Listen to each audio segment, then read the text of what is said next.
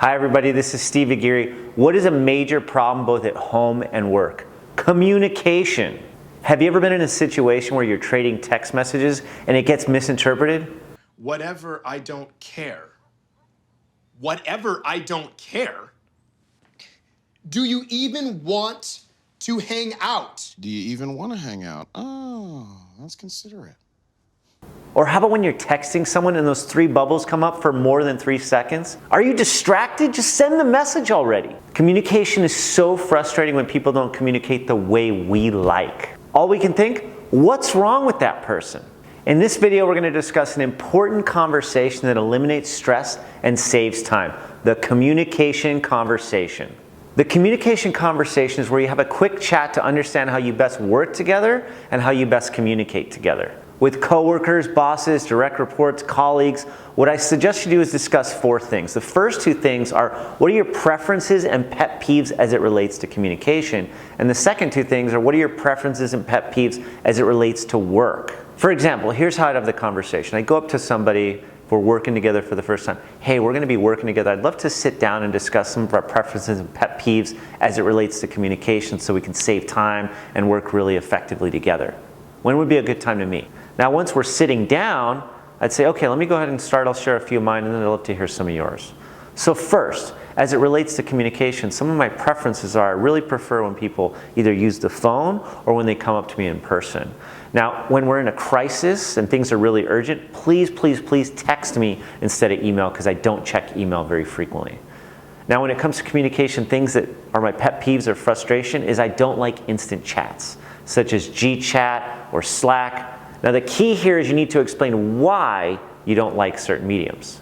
So for example, what I don't like about GChat is that light's blinking when I'm working and it's very distracting. Not to mention when I'm getting into a conversation with somebody, they can just disappear and it's so frustrating because we're in the middle of a conversation.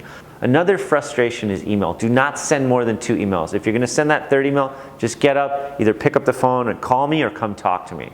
When it comes to work preferences, what I really prefer is when people anticipate. I also love when people are really creative and think outside the box. I don't care how zany the idea is. And finally, I appreciate clear and concise communication. Now, some work frustrations or pet peeves is when you're on the phone a lot. If you're on your cell phone a lot, I'm going to assume you're on social media or not really focused at work.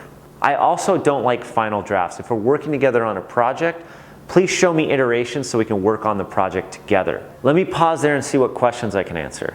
What do you think that I brought up could be a frustration for you? What are some of your preferences and pet peeves? And then let the conversation go from there. How many of us have these conversations? Close to 0. Instead, over weeks, months, or even longer, we're trying to guess how other people like to communicate or how others like to work together.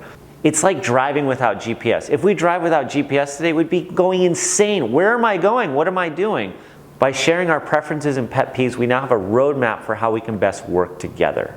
Same goes for the dating world. Next time you're on a first date, I recommend you say something friendly, such as, since we're on our first date, I think it's very important for you to know that you should be emailing me, calling me, and texting me every day so I know that you're interested. Okay? Just kidding. I'd never say something like that. That is sarcasm. It is sarcasm 101. Be more gullible. Take any seat you want. Thanks. Except that one. I'm kidding. Sit down.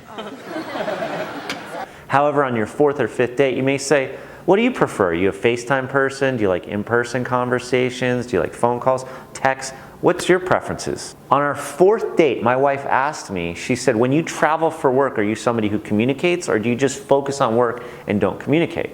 I was about to leave for a work trip, and you can't imagine how many frustrations, assumptions, misunderstandings this eliminated. This conversation works whether you've known the person forever or you just started working with them. If you've known them forever, you might just say, I recently took this class where I learned how to better communicate. I'd love to sit down and talk about it. Or, hey, I'm always looking for better ways to communicate. I'd love to sit down and talk about your communication preferences and pet peeves so we can save time going forward. When works for you? If you tell someone that you're looking to develop and improve, most people aren't going to say, that's lame, go away.